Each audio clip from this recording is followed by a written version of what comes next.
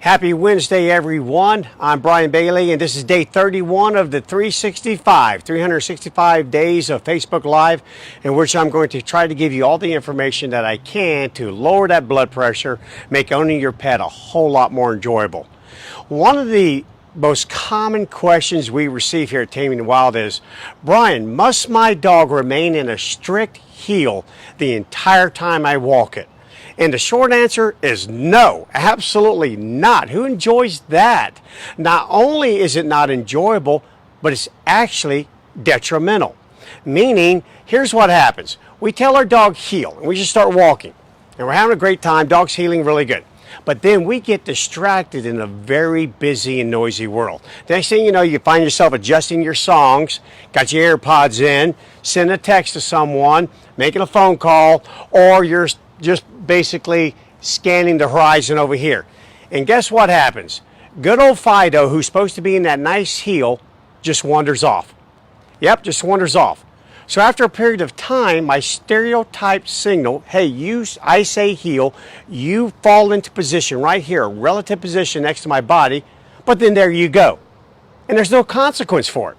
Nothing happens to the dog. And that will erode your signal. It will finally erode from R1, response 1, down to response 0. You will start to lose your heel, because after all, what does it mean? Just start off in a nice tight walk next to you, but then after a little bit, as soon as I see you getting a little distracted, I'm just going to wander off.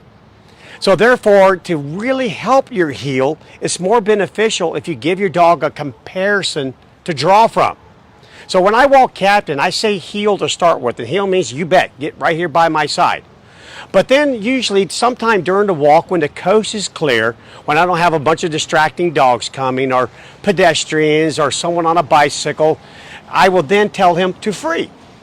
Now, this free that I'm going to give him is like a limited offer. In other words, oh, you're not totally free. The rule is this: don't suddenly make my walk uncomfortable. But you can check the P mail.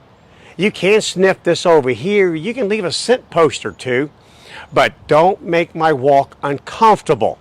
The second that starts to happen, I'm going to shift right back into a strict heel.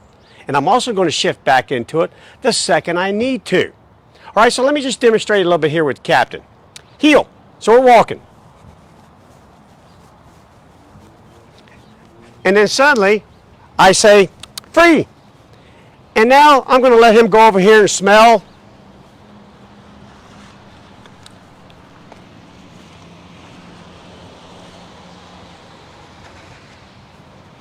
And then heel. Back into that strict heel.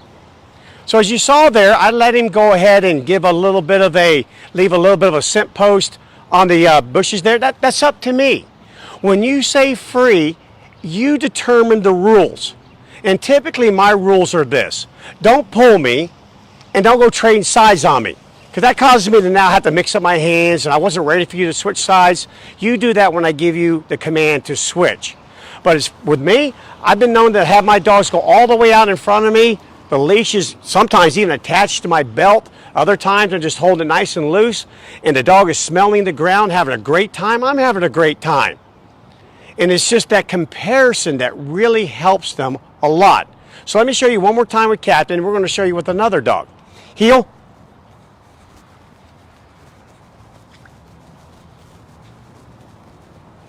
Heel. Switch. Free. Free. There we go.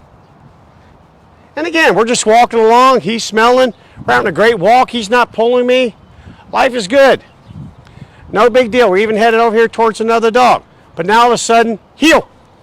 Now right back to that tight heel position. Right back. So as soon as you say heel, make sure your dog falls right back into that nice tight position. Require them to do so. If you have to, step right, pull right. Remember the rules. Pull back when you turn. Make your dog switch if you have to. But there's got to be a big difference. Typically me, when I'm saying heel, heel, I look like I'm almost marching. Heel. I'm very strict, very formal. My movements look definitely more like I'm in charge. But then all of a sudden I say, free. Oh, I just relax. I drop my shoulders. Don't need to put any Bengay on here. I'm just relaxed. I put my hand in my pocket. Just move around, nice and relaxed. Then all of a sudden, oh, there's a dog. Heel.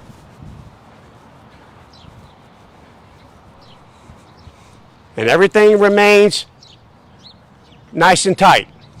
Okay, so now I'm going to show you, we have a dog here that's going through our board and train program, a basic program.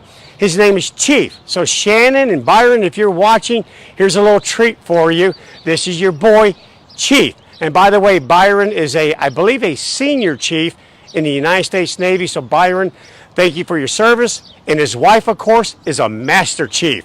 No, I'm just kidding. All wives are in charge. In fact, I think we call it around our house, ComNav Home Memphis, meaning Commander Navy Home Memphis. And that's what my wife Kira is. All right, so here's Chief over here. Josh is going to work him and going to kind of demonstrate as well. All right, so we start off in a heel. I recommend you always start in a strict heel, no matter what. Always start. I have the attitude and the philosophy, start right, end right. But now you just told Chief to free. You know what, and if you want to stop and let him leave a little scent post, that's truly up to you. If not, just tell the dog to heel and go right back into that heel. So we're going to now heel him. Good. He really had to go. So we're in that heel. Okay, Joshua, now tell him free. Free. And he's nice and relaxed. Notice how Joshua changes. He slumps those shoulders a little bit. I mean, he's relaxed. He's enjoying his walk. The dog's not pulling him. The dog's remaining on one side of his body. Nice, relaxed walk. This is how both of you get to enjoy your walk, get to explore the world, get that predictive information, because now you can smell. Now you're aware of what's happening around you.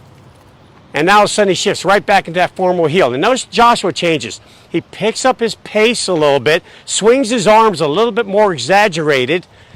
So while you're training this, make it very obvious. Change your body, your pace, have those shoulders pulled back, and then when you say free, make that very obvious as well, because you're going to give your dog a comparison to draw from.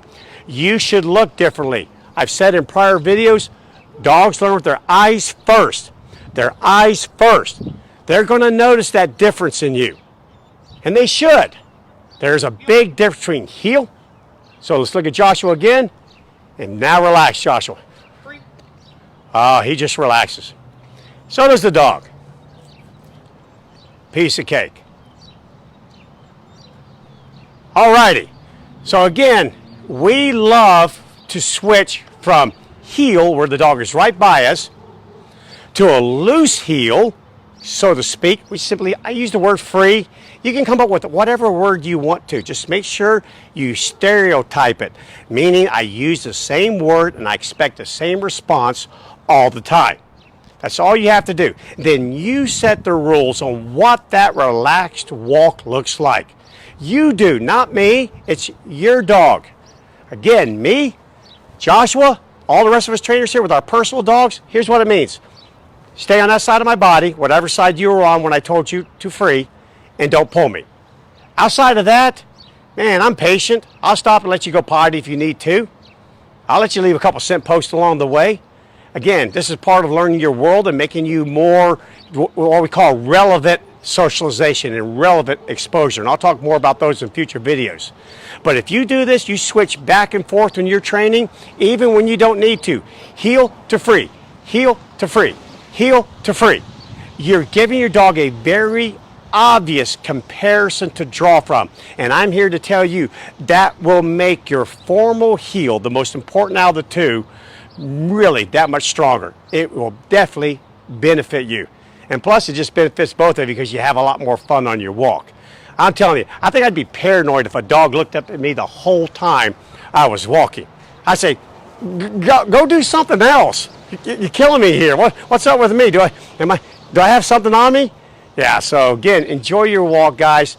Tomorrow, we're going to talk a little bit about big mistakes and little mistakes.